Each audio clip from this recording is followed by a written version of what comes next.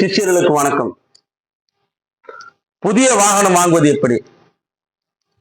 நிறைய சிஷ்யர்கள் புதுசா வண்டி வாங்கணும், ஒரு கார் வாங்கணும், ஒரு பைக் வாங்கணும், ஏதாவது ஒரு வண்டி வாங்கணும் நிறைய கற்பனையில் இருப்பீங்க. அவங்களுக்காக ஒரு ரகசிய சக்கரம்.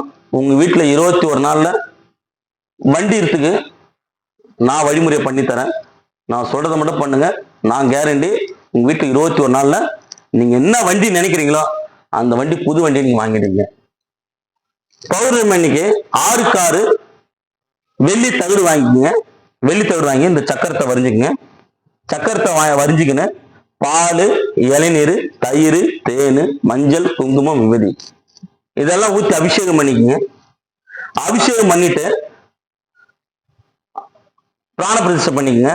பிராண பிரதிஷ்டை பண்ணிட்டு அரகஜா, கோராசனம், புணுக்கு, ஜவ்வாது, கஸ்தூரி, குங்குமப்பூ, சந்தன அத்தர் இதை குழைச்சிக்குங்க. குழைச்சி இந்த வாசம் தெரிவித்த ஃபுல்லா பூசிக்கங்க.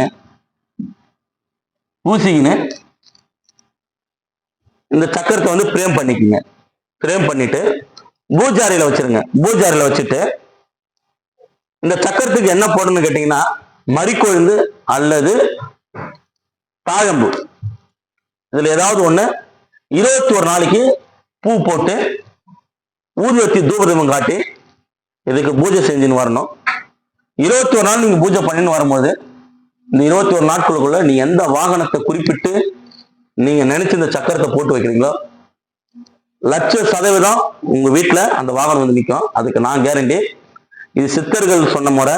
எங்களை மாதிரியான அகோரிங்க இதை பயன்படுத்துறதுக்கான எண்கணித வழிமுறை. அதனால சிஷ்யர்கள் இதை பயன்படுத்தி பாருங்க. இதுல எந்த ஒரு சூட்சமத்தையும் நான் மறைக்கல. பௌர்ணமி அன்னைக்கு தான் இந்த சக்கரத்தை 6க்கு 6 வெள்ளித்தகடுல இந்த சக்கரத்தை வரிஞ்சு பிராண பிரதிஷ்டை பண்ணி அபிஷேகம் பண்ணி வாசனை திரவியம் தடவி இதுக்கு பிரேம் பண்ணி பூஜை பண்ணணும்.